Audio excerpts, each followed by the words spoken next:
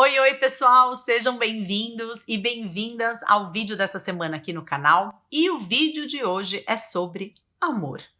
Ou melhor, sobre a dúvida se ainda existe amor. Porque não existe nada mais sofrido do que você estar num relacionamento com essa dúvida. Será que o amor acabou? Ou será que é uma fase? E a verdade é que quando a gente está falando de amor, a gente não está falando só de amor, porque na nossa sociedade, diante das coisas que são valorizadas e reconhecidas, o amor, ele faz parte de um status daquelas pessoas que deram certo na vida. Ter um relacionamento feliz é praticamente sinônimo de sucesso pessoal, do mesmo jeito que ter uma profissão bacana ou uma casa legal. E isso faz com que seja muito complicado tanto da gente reconhecer, quanto da gente conseguir admitir que o amor acabou dentro de uma relação, quando o término da relação já é uma coisa super complicada. E lidar com isso é lidar com um rompimento, uma ruptura de uma autoimagem, de um status e até mesmo reviver certos traumas de outras rupturas que a gente pode ter vivido na nossa vida, como, por exemplo, separação de pais, histórias que contaram pra gente na infância e por aí vai. E chegar à conclusão que o amor acabou não é uma coisa assim que você acorda e percebe, o amor acabou. Não é um interruptor que você percebeu que tá ali apertado como a luz, então apagou, chega, o amor acabou. A gente não ganha essa clareza fazendo um teste de revista. Então, esse é um processo que vai acontecendo com o tempo, que vai se infiltrando dentro do relacionamento através de comportamentos, atitudes e predisposições. E nesse vídeo eu vou trazer 7 desses sinais de que um relacionamento está capengando, precisa ser olhado, porque existe um limite a partir do qual esse relacionamento eventualmente não poderá ser resgatado. Então, desses 7, eu vou pedir para você prestar atenção, especialmente nos 2 últimos, que coroam esse processo de um relacionamento que está aí por um fio para realmente acabar. Então vamos lá, o primeiro ponto principal dos casais que geralmente buscam ajuda de um psicólogo, de um atendimento, é a falta de confiança. Acabou a confiança. E essa quebra de confiança não precisa ser necessariamente em função de uma traição. Muitas vezes essa quebra de confiança pode ser porque um dos parceiros omitiu alguma situação muito complicada envolvendo a vida do casal, como por exemplo situações com os filhos ou até mesmo situações financeiras e de saúde. E geralmente existe uma pessoa que quer retomar essa confiança e a outra que está determinada a não voltar atrás. Então, é possível você retomar a confiança perdida dentro de um relacionamento? Para algumas pessoas, sim. Mas, levando em consideração a minha experiência profissional, a confiança é como se fosse um diamante. A partir do momento em que algo trincou esse diamante, aquela marca sempre vai existir. E o que muitas vezes as pessoas esperam quando elas buscam ajuda ou quando elas se dão conta de que existe uma questão problemática no relacionamento relacionada à falta de confiança, é voltar no tempo e fazer com que aquela situação que trouxe essa falta de confiança simplesmente deixe de existir. E não é assim que acontece. A marca vai estar lá para sempre. E é bom que a gente saiba disso. A segunda coisa é a falta de cumplicidade e de sintonia de um casal. É muito difícil da gente definir o que compõe um casal. Mas um dos elementos principais que faz com que um casal resolva seguir a vida junto é justamente a sintonia, a cumplicidade que essas duas pessoas experimentam. E se essa cumplicidade já não se faz mais presente, é sinal de perigo. E é muito interessante quando você se dedica a atender casais, porque isso é muito visível, até mesmo na linguagem corporal do casal, quando ele chega, por exemplo, no consultório. Eles se sentam no sofá de um jeito que você percebe se essa cumplicidade está presente ou não. Mas essa cumplicidade se expressa de várias formas. Na forma como essas pessoas conversam, se elas se olham nos olhos, ou até mesmo a capacidade de conversar. Existe acolhimento para ouvir a opinião da outra pessoa? Existe espaço para esse casal colocar individualmente aquilo que eles estão sentindo, o que está acontecendo dentro deles? Tudo isso vai dando a cara da existência da cumplicidade ou ausência de cumplicidade dentro de um casal. Ou até mesmo a capacidade de diálogo desse casal. Essas pessoas, elas estão conseguindo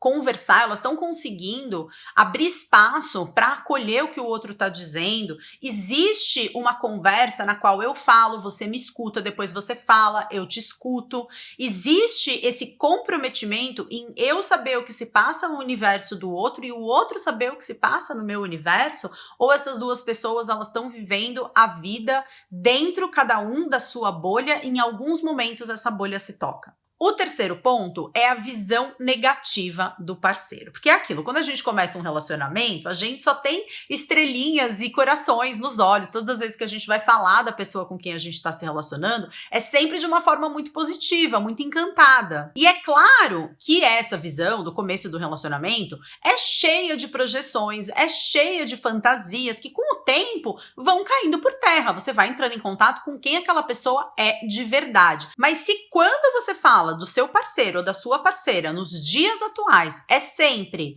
com expressão de saco cheio, é sempre focando naquilo que é negativo, é sempre com falta de paciência e com crítica excessiva, aí a gente também precisa prestar atenção em como é que as suas necessidades estão sendo atendidas dentro desse relacionamento. Se você tá sempre irritada, se você tá sempre mal-humorada, se você tá sempre com essa visão julgamentosa a respeito da pessoa com quem você se relaciona, vem a pergunta: o que tá mantendo você dentro desse relacionamento? Quarto ponto, planos e sonhos em comum praticamente são inexistentes. Porque quando a gente começa o relacionamento, talvez a gente quisesse morar num outro país, ou talvez a gente quisesse ter uma casa de praia, 4 filhos, um cachorro. E com o tempo, essas perspectivas de vida, elas vão mudando e pode chegar um momento em que elas podem não mais coincidir. E é muito importante da gente entender que o fato da gente estar dentro de um relacionamento não invalida o processo de transformação pessoal de cada uma das pessoas que compõem esse casal.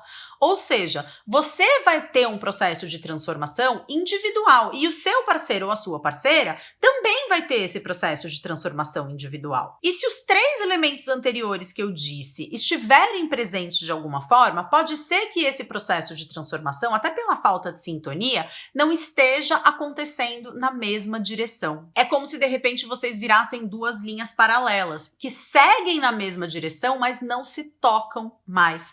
E aí, para manter esse vínculo, alguns casais, de forma totalmente inconsciente, lógico, totalmente involuntária, acabam criando outras coisas em comum, como, por exemplo, continuar junto por causa dos filhos, ou então porque tem uma dívida, a hipoteca da casa, ou o que quer que seja. O quinto ponto também merece atenção, que é o sexo passar a ser danoso. E o que eu quero dizer com isso, gente?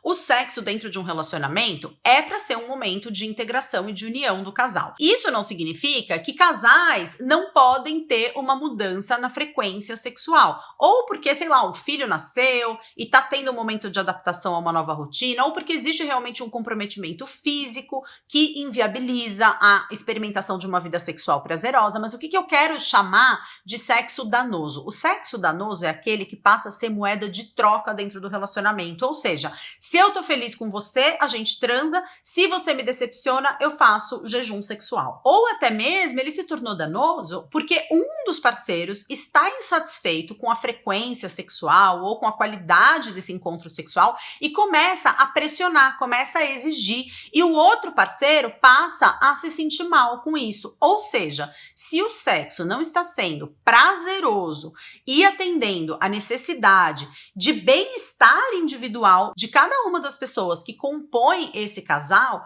também é um ponto de bastante atenção. Agora, o 6º motivo e o 7º motivo são aqueles que eu disse no começo do vídeo, que se estiverem presentes, pode ser um sinal de que o relacionamento tá por um fio e pode ser um sinal de que foi ultrapassado um limite através do qual a gente não consegue mais trabalhar um retorno. E o 6º ponto é a presença de dinâmicas tóxicas ou abusivas dentro do relacionamento. A gente fala muito de pessoas tóxicas e a gente fala muito pouco sobre dinâmicas tóxicas. E o que eu quero dizer com dinâmicas tóxicas? Às vezes é uma questão de agressividade, às vezes é uma questão de falta de respeito, às vezes é uma questão de dependência excessiva, ou um dos integrantes desse relacionamento quer controlar excessivamente o outro. E muitas vezes, gente, devido à nossa cultura, a gente tende a normalizar determinadas situações, como, por exemplo, um dos membros do casal checar com frequência as mensagens no celular ou na caixa de e-mails do outro. Mas a verdade é que é muito importante que cada um saiba respeitar o próprio limite, o próprio espaço dentro do relacionamento e principalmente conseguir ser capaz de respeitar quando a outra pessoa se mostra desconfortável com esse tipo de invasão. Eu tô dando só um exemplo, tá? No mundo ideal, o que seria o aconselhável? Que as duas pessoas do relacionamento estivessem igualmente comprometidas em fazer o relacionamento dar certo. Só que, via de regra, quando existe essa dúvida, será que o amor acabou? O que acontece é que uma das pessoas está mais comprometida do que o outro em fazer o relacionamento funcionar. E isso acaba sendo muito frustrante para a pessoa que está mais comprometida, porque ela sente como se ela fosse o único estômago da relação, então ela fica ali digerindo as coisas sozinha, movida pelo medo de repente cobrar alguma coisa. E quando essa frustração vem à tona, pode ser que essa pessoa tenha uma ou mais atitudes tóxicas dentro do relacionamento, que conforme vai se cronificando, vai se transformando num padrão de funcionamento tóxico. E por último, falta de admiração. Porque o que a gente busca dentro de um relacionamento é um espaço para a gente se sentir cuidado, para a gente se sentir olhado, para a gente se sentir acolhido, para a gente se sentir respeitado. Todo mundo quer se sentir admirado e amado. E é, basicamente, a reciprocidade disso que faz com que um relacionamento seja nutrido e que diferencie esse relacionamento de um relacionamento de amizade, por exemplo. Quando não existe mais essa admiração, quando você tem aquele olhar que quando você vai falar do seu parceiro nunca é de uma forma positiva e você vê atitudes que a pessoa tem no dia a dia e dentro de você, que saco, que cara idiota, que menina escrota. Isso é muito complicado, porque a predisposição de estar junto e de seguir junto e de enfrentar os inúmeros desafios que vão acontecer, porque sempre acontecem, talvez realmente não exista mais. Agora me conta, você consegue identificar algum desses 7 pontos acontecendo no seu relacionamento? Compartilha aqui comigo nos comentários. E compartilha também se você tem um interesse que eu aborde um pouco mais alguma dessas dinâmicas ou algum outro tema dentro desse universo dos relacionamentos, que eu leio todos os comentários e sempre trago sugestões de vocês para novos conteúdos aqui no canal. Quero convidar você também para se inscrever no canal se não for inscrito, acionar o sininho para receber as notificações, deixar o seu like nesse vídeo, compartilhar com pessoas que você possa se sentir convidado a compartilhar e também aqui embaixo na descrição desse vídeo vão ter alguns links úteis que eu te convido para acessar também. E a gente se vê na semana que vem, tá bom? Um beijo grande, tchau!